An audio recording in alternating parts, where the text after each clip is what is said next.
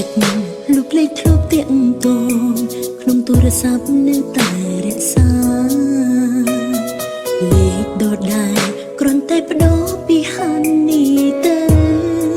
ឈ្មោះធម្មតាមិនហ៊ានខលខ្លាចបងថារំខានបានត្រឹមមើលពេលណាត់រៀមរាគ្រប់វេលាចិត្តសង្ឃឹមថាបងនឹងខលមកចេញទូរស័ព្ទនៅម្នាក់នោះធ្លាប់ខល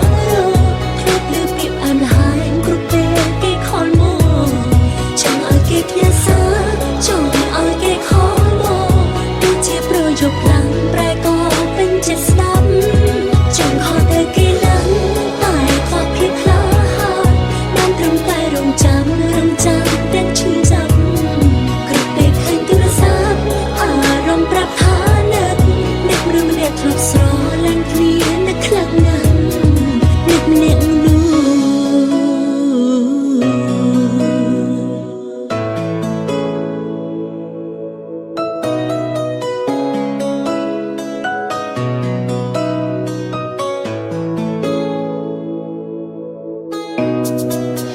ដាច់ចិត្ត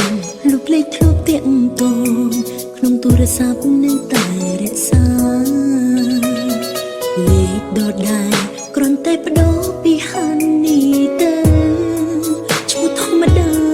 មិនហ៊ានខលខ្លាចបងថារំខានបានត្រឹមមើលពេលណាត់រៀមរាគ្រប់វេលាចិត្តសង្ឃឹមថាបង